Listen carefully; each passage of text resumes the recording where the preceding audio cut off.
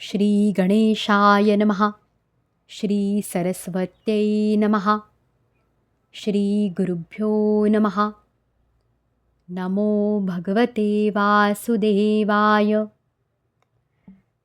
श्रीमद भागवताला नमन.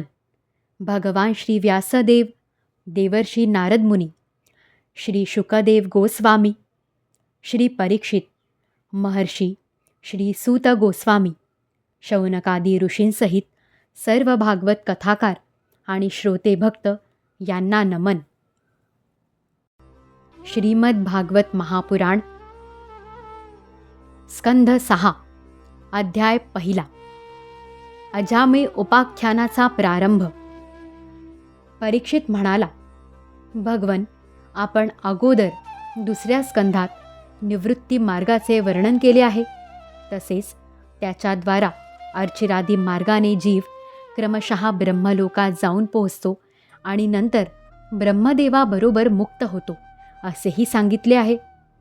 मुनिवर्य, याखेरीज आपण प्रवृत्ती मार्गाचे सुद्धा तिसऱ्या स्कंधात वर्णन केले आहे.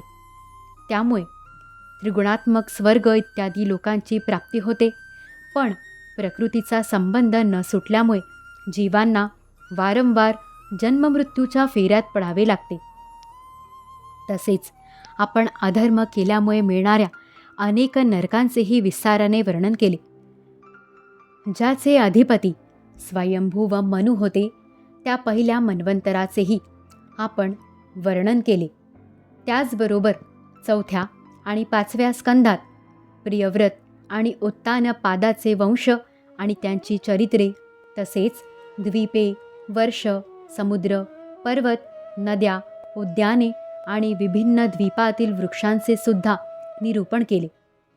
भूमंडळाची स्थिती, त्याची द्वीपे, वर्षे इत्यादी विभाग, त्यांची लक्षणे आणि विस्तार, नक्षत्रांची स्थिती, सप्तपाताळे आणि भगवंतांनी हे सर्व जसे निर्माण केले त्याचे वर्णनही ऐकविले. हे महाभाग, आता जे केल्यामुळे माणसांना अनेक भयंकर यातनांनी युक्त अशा नरकांमध्ये जावे लागणार नाही, तो उपाय आपण मला सांगा. श्री शुक म्हणाले, मनुष्य मन, वाणी आणि शरीराने पाप करतो. जर त्याने त्या पापांचे याच जन्मात प्रायश्चित्त घेतले नाही तर मेल्यानंतर त्याला निश्चितपणे भयंकर यातनापूर्ण नरकात जावे लागते. त्याचे वर्णन मी तुला ऐकविले.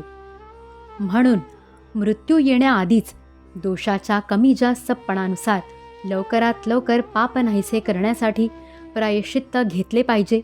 जसे रोगांचे कारण जाणणारा वैद्य रोगांची तीव्रता जाणून तत्परतेने औषध योजना करतो. राजाने विचारले, मनुष्य राजदंड, समाजदंड इत्यादी लौकिक कष्ट आणि शास्त्रोक्त नरकगमन इत्यादी पारलौकिक कष्ट देणारे पाप स्वतःचा शत्रू आहे हे जाणून सुद्धा पराधीन असल्यासारखा वारंवार पाप करतो. अशा स्थितीत त्याच्या पापांचे प्रायश्चित्त कसे होऊ शकेल?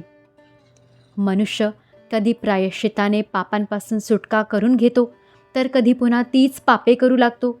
मला असे वाटते की अशा स्थितीत जसे स्नान केल्यानंतर धूळ उडवून घेतल्यामुळे हत्तीने केलेले स्नान व्यर्थ होते, तसेच मनुष्याचे प्रायश्चित्त घेणेही व्यर्थच होय. श्री शुक म्हणाले, कर्माने कर्माचा समूळ नाश होत नाही, कारण कर्माचा अधिकारी अज्ञानी असतो. अज्ञान राहिल्याने पापवासना कायमच्या मिटत नाहीत. म्हणून खरे प्रायश्चित्त तत्वज्ञान हेच होय. जो मनुष्य केवळ पथ्यकारक अन्न खातो त्याला रोग होऊ शकत नाही. तसेच हे राजा, जो मनुष्य शास्त्र नियमांचे पालन करतो तो हळूहळू कल्याणकारक तत्वज्ञान प्राप्त करण्यास समर्थ होतो. जसे बांबूंच्या झाडांच्या जाळीला लागलेली आग बांबू जाळून टाकते, त्याचप्रमाणे धर्मज्ञ आणि श्रद्धावान धीर पुरुष तपश्चर्या, ब्रह्मचर्य, इंद्रिय दमन, मनाची स्थिरता, दान, सत्य, अंतर्बाह्य पवित्रता, तसेच यम नियम या साधनांनी मन, वाणी आणि शरीराने केलेल्या मोठ्या पापांनाही नष्ट करतो. भगवंतांच्याच आश्रयाने राहणारे भक्त केवळ भक्तीने सूर्य जसे धुके नाहीसे करतो त्याप्रमाणे आपली सर्व पापे नाहीशी करतात. परीक्षिता, भगवंतांना आत्मसमर्पण केल्याने आणि त्यांच्या भक्तांची सेवा केल्याने जशी पापी पुरुषांची शुद्धी होते तशी तप इत्यादींनीही होत नाही. ज्या मार्गावरून भगवतपरायण सुशील साधू लोक चालतात तो भक्तिमार्गच जगामध्ये सर्वश्रेष्ठ, भयरहित आणि कल्याणकारक आहे. हे राजेंद्रा, जसे दारूच्या घड्याला नद्या पवित्र करू शकत नाहीत त्याचप्रमाणे घेतलेली प्रायश्चित्ते भगवद्विमुख मनुष्याला पवित्र करीत नाहीत. या जगात ज्यांनी आपल्या भगवत गुणांवर प्रेम करणाऱ्या मनाला भगवान श्रीकृष्णांच्या चरणारविंदात एकदा गुंतवले त्यांनी सर्व प्रायश्चित्ते घेतली म्हणून समजावे. ते स्वप्नात सुद्धा यम आणि त्याचे पाशधारी दूत यांना पाहत नाहीत. याविषयी एक प्राचीन इतिहास सांगतात. त्यात भगवान विष्णू आणि यम यांच्या दूतांचा संवाद आहे. तो माझ्याकडून ऐक.